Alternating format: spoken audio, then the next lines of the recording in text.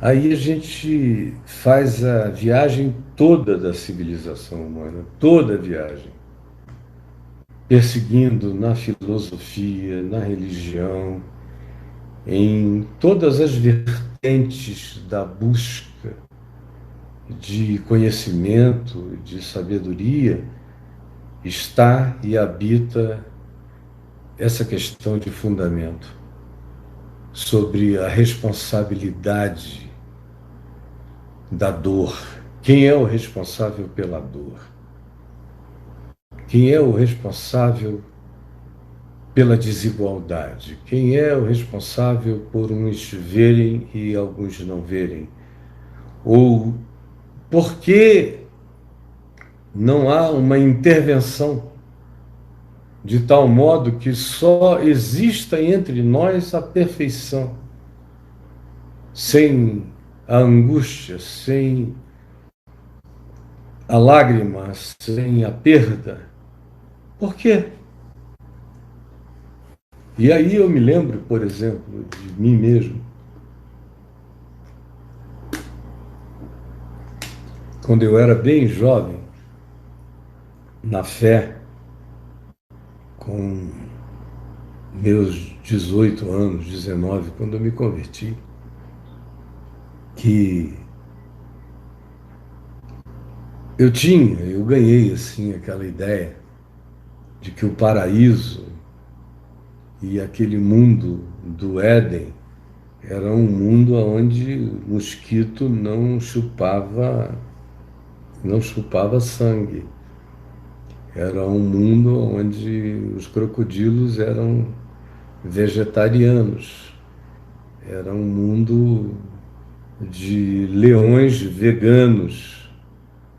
Era um mundo onde não se tinha a experiência da morte como acontecimento físico, orgânico.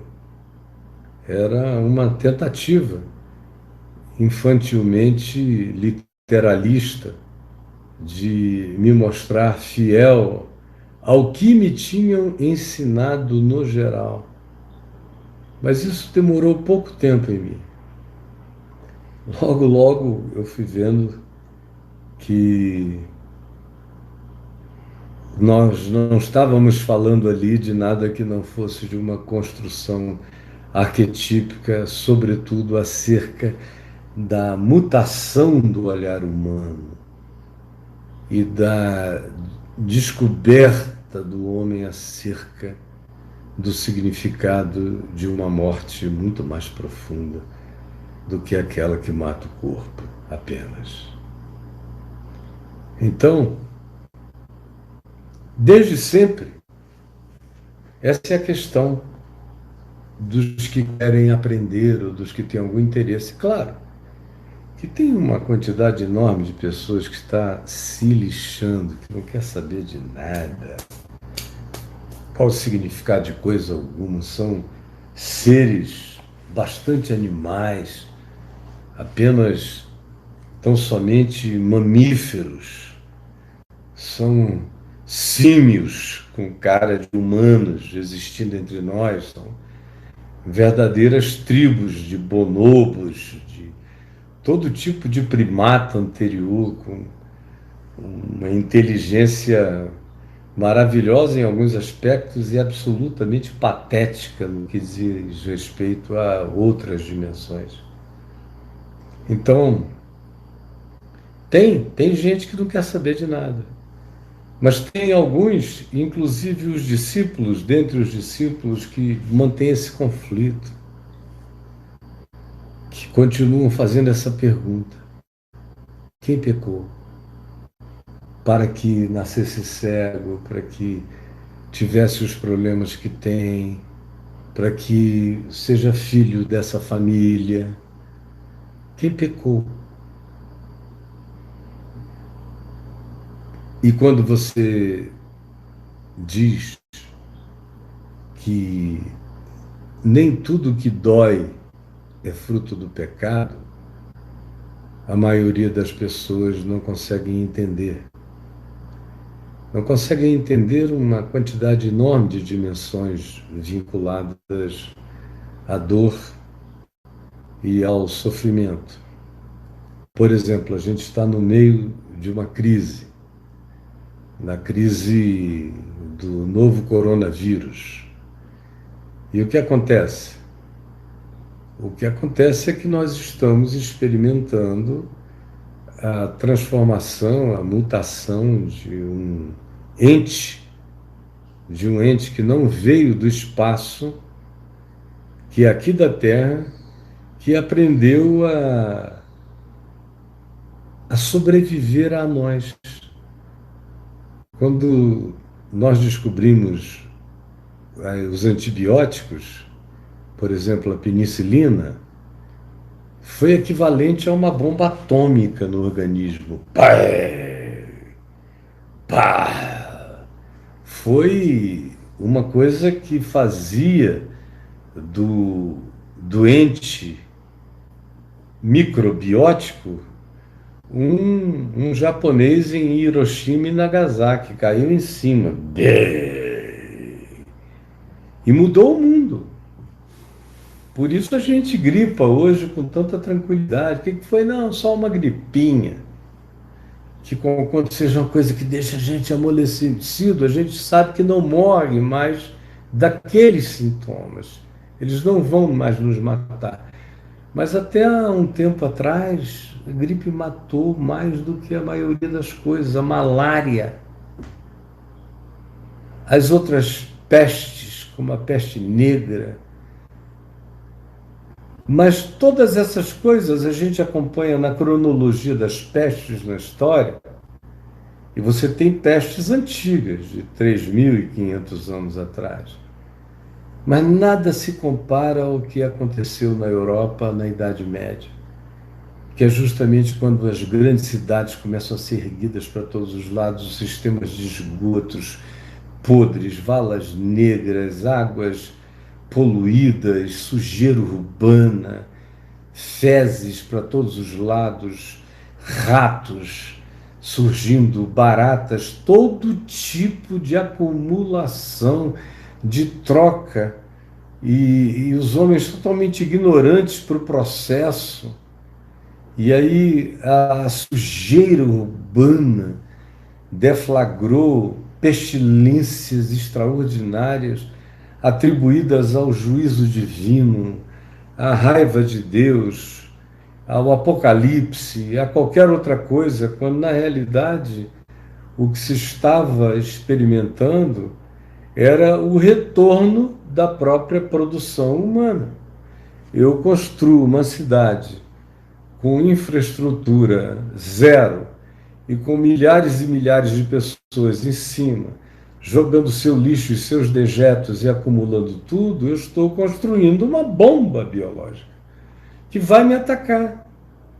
Ela volta, e mesmo depois da gente ter descoberto a penicilina e jogar como uma bomba sobre micro-organismos, o que salvou milhões de pessoas e nos deu a chance de ir tratando cada vez mais de maneira banal o acontecimento viral ou bacteriológico, porque a gente tem bombas, super bombas. Mas para cada uma dessas nossas super bombas, a gente pode ter certeza que a gente está provocando a evolução de algum ser mais apto, que vai evoluir naquela dimensão para voltar, de acordo com a natureza dele, a buscar hospedagem e vida e proliferação. Exatamente como nós.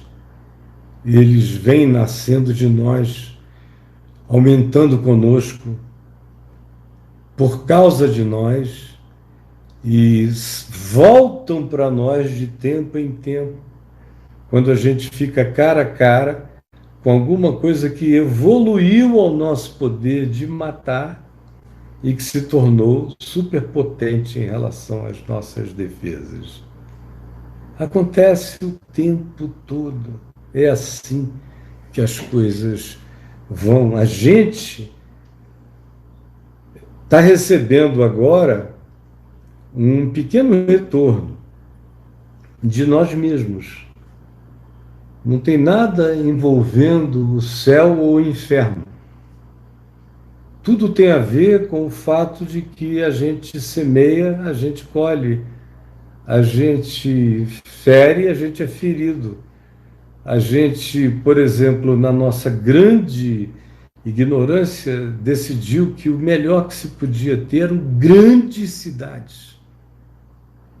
E as nossas grandes cidades, no início da Idade das Trevas, na Idade Média, em pleno obscurantismo, produziram algumas das manifestações mais mortais do que o homem gera a partir do próprio homem contra o homem. E agora a gente vê mais uma coroa do nosso poder de ataque ao mundo microbiótico, enquanto a gente não muda a nossa maneira de viver, mas crê sempre que vai desenvolver uma arma mais potente para que a gente viva exatamente do jeito que a gente queira viver, sem nenhuma mudança ou adaptação, porque a gente vai desenvolver bombas de natureza química para destruir todos os adversários que se levantarem potentes contra a nossa maneira de viver, contra a nossa civilização. E assim será. Nós somos os produtores do nosso próprio juízo. Aí você diz, o que isso tem a ver com o texto aqui? O pecado é justamente dos seus pais, para que o homem nascesse cego? Não é tópico, não é específico. As coisas todas, algumas delas surgem anômalas por acidentes naturais, acidentes genéticos, acidentes. Não é algo chocante que haja acidentes. Acidentes são expressões fenomenológicas do livre-arbítrio natural. Não é deísmo, não é Deus que criou, deu a corda e largou. Não. É Deus sendo Deus. É Deus sendo amor, sendo liberdade, sendo criador. Ele cria e deixa a criação ter a sua própria dimensão de expressão fenomenológica, de combinações múltiplas. Por isso, existe o espaço-tempo, porque demanda espaço e demanda tempo, para que esse tipo de manifestação de liberdade dessa natureza de fenômeno aconteça. Ela acontece havendo espaço e havendo tempo. Pense que você vai me entender. Se você não me entender agora, você vai me entender depois. Se não houvesse espaço-tempo, não haveria nem espaço nem tempo para os fenômenos serem naturais, não precisarem de culpa para não saírem todos eles em formato industrial.